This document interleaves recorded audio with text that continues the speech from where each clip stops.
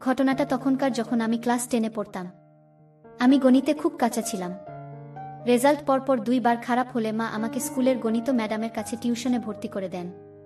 Madam ছাত্র পড়াতেন না, কিন্তু মা ম্যাডামকে অনেক অনুরোধ করে রাজি করায়। ঠিক হয় সপ্তাহে 3 দিন পড়াবেন ছুটির পরে। বলে রাখি, আমাদের স্কুল শুরু হতো 11টায় আর শেষ হতো 4টায়। আমি খুব দুষ্টু ছাত্র ছিলাম, তাই দেখা যেত টিফিনের পরে ক্লাস পালাতাম। 2টা থেকে 5টা পর্যন্ত পার্কে থিয়েটারে ঘুরে ফিরে বাড়ি যেতাম। কিন্তু ম্যাডামের কাছে টিউশন নেওয়ার পর আমার ক্লাস পালানো বন্ধ হয়ে যায়। কারণ ম্যাডাম রুটিন ঠিক করে দেননি, সপ্তাহের যে কোনো 3 দিন টিফিনের পরে তার ক্লাসে জেনে নিতাম। ম্যাডামকে রুটিন করে দিতে বলেছিলাম, কিন্তু তিনি দেননি। যাই হোক, ছাত্র হিসেবে মাথা ভালো ছিল। একবার বুঝলে সেটা মাথা থেকে যেত না। ম্যাডাম আমাকে শুরু থেকে পড়ানো শুরু করলেন। আমি উপায় না পেয়ে পড়ায় মনোযোগ দেই। 1 মাসের টিউশন শেষে দেখি ভালো ইমপ্রুভমেন্ট হয়েছে। ম্যাডাম, গার্ডিয়ান সবাই খুশি। এমন করতে করতে প্রথম সাময়িক পরীক্ষা চলে এলো। পরীক্ষা ভালোই দিলাম। রেজাল্ট দিলে দেখলাম গণিতে 90-এর উপরে নম্বর এসেছে। অন্যান্য বিষয়ে 60-এর মতো নাম্বার আর ইংরেজিতে ফেল। রেজাল্ট ভাল হয়েছে নাকি খারাপ হয়েছে বোঝা গেল না। আজ সন্ধ্যায় টিউশন আছে। একটু দেরি করেই বেরিয়েছি। বাসায় বলেছি টিউশন শেষে এক ফ্রেন্ডের বাসায় থাকবো আজকে। রেজাল্ট ভাল হয়েছে তাই বাধা দেয়নি কেউ। টিউশনিতে পৌঁছাতে 6টা বেজে গেছে। আমি ম্যাডামের বাসায় গিয়ে দরজায় নক করলাম। অনেকক্ষণ পর ম্যাডাম দরজা খুল। ম্যাডাম একটা কম্বল জড়িয়ে আছেন আর চেহারা লাল হয়ে আছে। চোখ খুলতেই পারছেন না। আমি বললাম, ম্যাম আপনি ঠিক আছেন? ম্যাডাম বলল, এত দেরি কেন? ভিতরে আসো। আমাকে দেখে ভেতরে নিয়ে বসালেন। আমাকে পড়া বুঝিয়ে দিয়ে রেজাল্ট কার্ড দেখতে চাইলেন। আমি রেজাল্ট কার্ড বের করে এগিয়ে দিলাম। ম্যাডাম চুপচাপ আমার রেজাল্ট কার্ড দেখছেন। ম্যাডাম আমার রেজাল্ট দেখে হোক অথবা অন্য কোনো কারণে বেশ রেগে আছেন। আমি আস্তে আস্তে জিজ্ঞেস করলাম, ম্যাম আপনি ঠিক আছেন? ম্যাডাম আগের মতন করেই বললেন, কিছু না, তুমি পড়। আমি চুপ করে পড়তে লাগলাম। ম্যাডামের একটা ফোন আসলো। ম্যাডাম ফোন ধরে কাউকে রাগারাগি করতে লাগলো। সেই সাথে বলতে শুনলাম, আমি জ্বরে উঠতে পারছি না, আর তোকে ছুটি নিতেই হলো। তোকে আর আসতে হবে না। আমি বুঝলাম ম্যাডামের প্রচণ্ড জ্বর। পড়া শেষ হয়ে গেলে আমি ম্যাডামকে বললাম, আমি আজ আর পড়ব না, আপনি রেস্ট নিন, আমি ডাক্তার নিয়ে আসছি। আরে না না, গতকাল জ্বর এসেছে, প্যারাসিটামল খাচ্ছি, আজকাল এর মাঝে ঠিক না হলে ডাক্তারের কাছে যাব। তুমি পড়ো, একা মানুষ সময় কাটানোর জন্য তোমাকে পড়াই। পড়া শেষ করে তারপর যাবে। ম্যাম আপনাকে দেখাশোনা করার মতো বাসায় তো কেউ নেই। আপনাকে দেখে মনে হচ্ছে অনেক জ্বর। আমি ডাক্তার নিয়ে আসি। রাত হয়ে গেলে ডাক্তার পাওয়া যাবে না। আরে তোমাকে কষ্ট করতে হবে না, আমি ঠিক আছি। আমি কোনো কথা না শুনে ডাক্তার আনার জন্য রওনা দিলাম। ম্যাডাম আমার পেছন পেছন দরজা পর্যন্ত আসলেন। তারপর আমার কাজ ধরে থামালেন। কিন্তু তিনি আর কোনো কথা বলতে পারলেন না। মাথা ঘুরে পড়ে গেলেন। ভাগ্য ভালো বলতে হয়, ম্যাডাম মাথা ঘুরে আমার উপর লুটিয়ে পড়লেন। আমি তাকে তার বেডরুমে নিয়ে শুয়ে দিলাম। এরপর দেরি না করে ডাক্তার আনতে দৌড় দিলাম। কাছে একটা ডিসপেন্সারি আছে, সেখান থেকে ডাক্তারকে নিয়ে এলাম। ডাক্তার ম্যাডামকে দেখে কিছু ওষুধ দিলেন আর একটা ইঞ্জেকশন দিলেন, আর বললেন জ্ঞান না ফেরা পর্যন্ত জলপট্টি দিতে আর সম্ভব হলে মুছে দিতে। ডাক্তার চলে গেলে আমি ম্যাডামের পাশে বসে ম্যাডামকে জলপট্টি দিতে লাগলাম। রাত 1টা কি 2টা হবে তখন। ম্যাডামের জলের মাত্রা আরও বেড়ে গেল। জলপট্টি দিয়ে কিছুতেই জল নামছে না। ম্যাডাম মাঝে মাঝেই কেঁপে উঠছেন। এখন মুছে না দেওয়া ছাড়া উপায় নেই। ম্যাডামকে নিয়ে কখনোই খারাপ কিছু চিন্তা করিনি, তবে ভয় করছিল। কিন্তু কিছু করার নেই, কারণ ডাক্তার এতক্ষণে চলে গেছেন। আশেপাশে কোনো মেডিকেল ক্লিনিক নেই। যা করার ঘরোয়া পদ্ধতিতেই করতে হবে। ম্যাডামের সেবা করতে পেরে ভালোই লাগলো। কিছুটা উন্নতি হলো। ম্যাডামের জ্ঞান ফেরে মাঝরাতে। আমি তখন ম্যাডামের মাথায় হাত রেখেছি মুচি। ম্যাডাম আমার হাত ধরে ঝাঁকুনি দিলে ঝিমুনি ভেঙে যায়। ম্যাডাম দুর্বল থাকায় আস্তে করে উঠে বসল। নিজের এলোমেলো কাপড়ের দিকে চোখ বুলিয়ে আমাকে জিজ্ঞাসা করলেন, কি হয়েছে আমার? ম্যাম আপনি প্রচণ্ড জোরে মাথা ঘুরে পড়ে গিয়েছিলেন। আমি ডাক্তার এনেছিলাম। তিনি আপনাকে জ্বর কমার ইঞ্জেকশন দিয়েছেন। আমি আরও জিজ্ঞাসা করলাম, এখন কেমন লাগছে আপনার? ম্যাডাম বললেন, জ্বর কমেছে, আগের চাইতে ভালো লাগছে। কিন্তু তুমি বাসায় যাওনি কেন? এভাবে সারা রাত জেগে মাথায় জলপট্টি দিতে কে বলেছে? কেউ বলেনি ম্যাডাম। আপনাকে কিভাবে এই পরিস্থিতিতে একা ফেলে যায়? আমি সকালে বাসায় যাব। আপনি এখন গোসল করে নিন। ডাক্তার আপনার জ্ঞান ফিরলে গোসল করতে বলেছিলেন। ম্যাডাম তুলতে তুলতে গলে গেলেন। তিনি এখনো ঘোর কাটিয়ে ওঠেননি। বুঝতে পারলাম। আমি বেডরুম থেকে বেরিয়ে রান্নাঘরে চলে গেলাম। ফ্রিজ খুলে দেখলাম খাবার কিছু আছে কিনা। না, গরম করে খাওয়ার মতো কিছু নেই। কিছু ফল ছিল, সেগুলো কাটলাম। মেকারের কলার জুস বানালাম। রান্না করার মতো শুধু ডিম ভাজি করতে পারি। ডিম ভাজতে যাব, এমন সময় পিছন থেকে ম্যাডাম বলে উঠলেন, কি করছো তুমি? খাবার বানাচ্ছিলাম। আপনার নিশ্চয় খিদে পেয়েছে। হ্যাঁ, খিদে পেয়েছে, কিন্তু তোমাকে আর কষ্ট করতে হবে না, আমি করছি। কিন্তু ম্যাম, আপনি তো অসুস্থ। সরে দাঁড়াও। ম্যাডাম গোসল করে এসেছেন। এলোমেলো চুল থেকে পানি পড়ছে। ম্যাডামের ভিজে যাচ্ছে সেই পানিতে। আমি ম্যাডামের দিকে তাকিয়ে আছি। ম্যাডাম এরই মাঝে চোখে কাজল দিয়েছেন, আবার কপালে একটা ছোট্ট টিপ লাগিয়েছেন। ভাবতে অবাক লাগলেও এই পরিস্থিতিতেও রূপচর্চার কথা ভুলে যাননি। কি দেখো? আমি মুখ ফসকে বলে ফেললাম, আপনাকে ম্যাডাম। আমার দিকে না তাকিয়ে মুচকি হাসলেন। খাবার হয়ে গেছে, ডাইনিং অপেক্ষা করো। খাবার টেবিলে ম্যাডামকে এত মোহনীয় লাগছিল যে চোখ সরাতে পারছিলাম না। নিঃশব্দে দুজন খাবার শেষ করলাম। আমাকে বসিয়ে রেখে ম্যাম থালা বাসন রেখে আসেন। আমি চুপচাপ বসে আছি। এত রাতে বাসায় যাব কিনা ভাবছিলাম। বন্ধুর বাড়িতে যাবার উপায় নেই। রাত 2টোর মতো হবে। রাতুল, ফ্রেশ হয়ে নাও। গেস্ট রুম পরিপাটি করা যাবে না এত রাতে। আমার সাথে ঘুমাবে। ম্যাম আপনাকে আর কষ্ট দেবে না। আমি এখানে সোফায় ঘুমাতে পারবো। আহ, কষ্ট করে এখানে থাকতে হবে না। ডাবল বেড না হলেও দুজনের ঘুমাতে অসুবিধা হবে না। যাও, ফ্রেশ হয়ে নাও।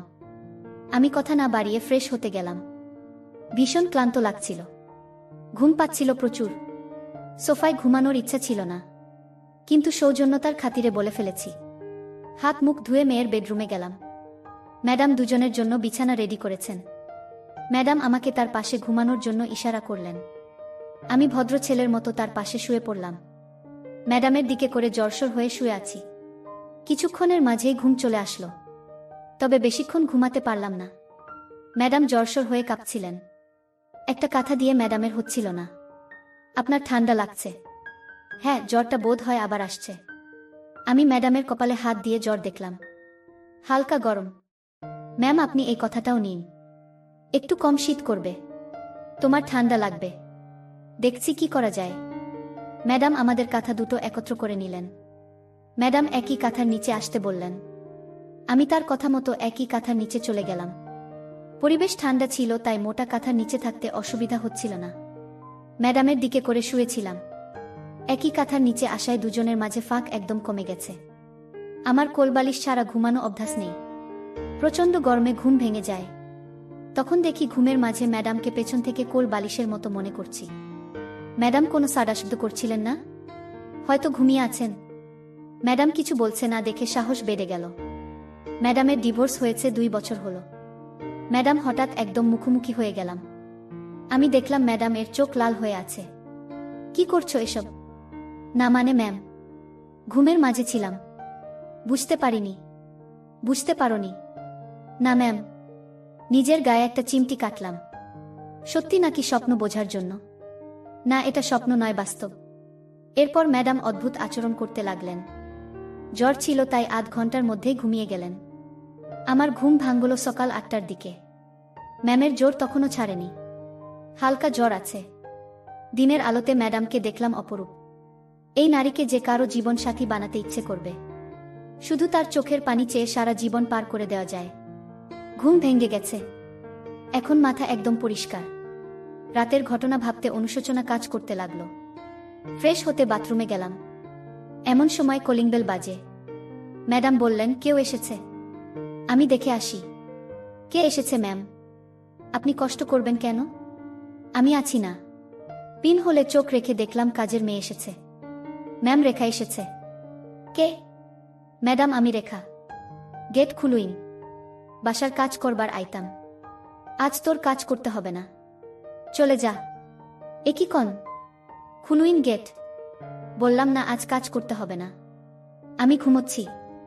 বিরক্ত করবি না, আগে নিচতলার কাজ শেষ করে আয়।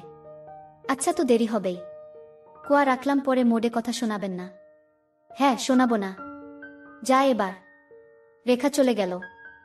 ম্যাডাম বেশ ক্লান্ত হয়ে পড়েছিলাম, তাই সোফায় বসে পড়লাম।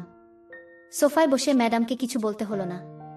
জ্বরের জন্য ম্যাডামকে বেশ ক্লান্ত লাগছিল। কিছুক্ষণ রেস্ট নিয়ে ম্যাডামকে ডাক দিলাম, কিন্তু ম্যাডাম এতটাই ক্লান্ত ছিলেন যে নড়াচড়া করতে পারছিলেন না। ফলের জুস, 2টো ডিম, 1 গ্লাস দুধ আর জ্যাম পাউরুটি খাইয়ে ওষুধ দিয়েছি। তিনি এখন ঘুমোচ্ছেন। ড্রয়িং রুমে চলে গেলাম। কাজটা ঠিক হয়নি। ম্যাডাম প্রথমত অসুস্থ। আমি তার অসুস্থতার সুযোগ নিলাম, কিন্তু মানতে হবে এমনটা না করলে হয়তো কখনোই ম্যাডামের জ্বর কমতো না। দরজায় কড়া নাড়ার শব্দ পেলাম। রেখা এসেছে। আমাকে দেখে অবাক হলো। ভাইয়া, আপনি এই সময় আইছেন? আমি কিছু না বলে শুধু হাসলাম। সে ভেতরে এলে দরজা লাগিয়ে দিলাম। ড্রয়িং রুমে বই নিয়ে পড়তে বসলাম। দুজনেই অপ্রস্তুত হয়ে গেলাম। ম্যাডামের হাসি দেখে আমিও একটু হাসলাম। সত্যি বলতে এসবই স্বপ্ন মনে হচ্ছিল। মনে হচ্ছিল যে কোনো সময় স্বপ্ন ভেঙে যাবে, আর বাস্তবে ফিরে দেখবা এমন কিছুই নেই। রেখা ম্যাডাম অসুস্থ, এখন ঘুমাচ্ছেন। খাবারের কিছু নেই। ম্যাম দুজনের দুবেলার খাবার রেঁধে দিতে বলেছেন। কিছু কাপড় ভেজানো আছে, সেগুলো ধুয়ে দিতে বলেছেন। ভাইয়া, আপনার আর কিছু করিতে হইত না। আমি সব কাম কইরা দিতেছি। কালকে আসি নাই, তাই সকাল সকাল আইসা ম্যাডামের ছাড়ি শুই না, ভাবছি চাকরি গেছে, ক্ষুধায় বাঁচাইছে। আপনি এখানে বসে পড়তে থাকেন। দেখেন আমি মেল গাড়ির মতন কাম কইরা দিতেছি। রেখা কাজ করতে লেগে গেল। আমি পুরনো পড়া দেখতে থাকলাম। দুপুরে রেখা কাজ শেষ করে চলে গেল। ম্যাডাম তখন ঘুমোচ্ছিলেন। বাসা থেকে ফোন দিয়েছিল। বাসায় জানিয়েছি ম্যাডাম অসুস্থ হয়ে পড়েছিলেন, তাই রাতে ম্যাডামের কাছে থেকে গেছি। আজ রাতে বাসায় ফিরব। বাসা থেকে আর কিছু জানতে চাইনি। হাফ ছেড়ে বাঁচলাম। বিকালে ম্যাডাম ঘুম থেকে উঠলেন। আমি তখন ড্রয়িং রুমে বসে মোবাইলে গেম খেলছিলাম। আমি ঘাড় ঘুরিয়ে ম্যাডামকে দেখলাম। তাকে অনেকটা ফ্রেশ মনে হচ্ছে। ম্যাম, এখন কেমন লাগছে? জ্বর কমেছে। ম্যাডাম কিছু না বলে চুপ করে আমার দিকে তাকিয়ে রইলেন। আমি বুঝতে পারলাম এই নীরবতার অর্থ কি। সরি ম্যাম, গতকালের ঘটনার জন্য আমি লজ্জিত। ম্যাডাম এবারেও কিছু বললেন না। আমার উপস্থিতি হয়তো ম্যাডামের অস্বস্তির মূল কারণ। ম্যাডাম সুস্থ হয়েছেন, বোঝা যাচ্ছে। এবার এখানে থাকার কোনো মানে হয় না। চলে যাওয়াই উত্তম। ম্যাম, আমি চলে যাচ্ছি। যদি পারেন আমাকে ক্ষমা করে দিবেন। আমি চলে যাবার জন্য বইপত্র গোছাতে লাগলাম, কিন্তু মনে মনে চাইছিলাম ম্যাডাম যে না আমাকে আটকায়। ব্যাগ গুছিয়ে নিয়ে আমি বেরিয়ে আসলাম ম্যাডামের বাসা থেকে। ম্যাডাম দাঁড়াবার জন্য বললেন না। ম্যাডামের বাসা থেকে বেরিয়ে রাস্তায় এদিক সেদিক হাঁটাহাঁটি করছি। এখন বাসায় যেতে ইচ্ছে করছে না। কোথাও একা বসে থাকতে ইচ্ছে করছিল। যার বাসায় গতকাল রাতে থাকার কথা ছিল তাকে ফোন করে আসতে বলা যায়। দুজনে গেম খেলে সময় পার করা যেত। ফোন দেওয়ার জন্য পকেটে হাত দিয়ে দেখি মোবাইল নেই। মোবাইল কি হারিয়ে গেল, নাকি ম্যাডামের বাসায় রেখে এসেছি? মনে করতে পারলাম না। বেশ দামি মোবাইল, রিস্ক নেওয়া ঠিক হবে না। আমি ম্যাডামের বাসায় যাওয়া ঠিক করলাম। যদি মোবাইল পাই তাহলে ভালো, নইলে কপালে শনি আছে। পরক্ষণে মনে হলো একটা ফোন দিয়ে দেখি। আমি রাস্তার পাশের একটা ফ্লেক্সিলোডের দোকান থেকে আমার নাম্বারে কল দিলাম। রিং হয়ে কেটে গেল। দুবার ট্রাই করার পরেও কোনো রেসপন্স পেলাম না। অনেকটা হতাশা নিয়ে তৃতীয় কল করলাম। ও পাশ থেকে একটা নারী কণ্ঠ ভেসে আসলো। হ্যালো, আমি এই ফোনের মালিক বলছিলাম। ফোনটা বোধহয় রাস্তায় পড়ে গিয়েছিল। বন্ধুরা, প্রচণ্ড শীতের কারণে আজকের মতো এখানে শেষ করছি। এই গল্পের বাকি অংশ আগামীকালকে দিব। ভিডিওটি দেখার জন্য তোমাদের অসংখ্য ধন্যবাদ।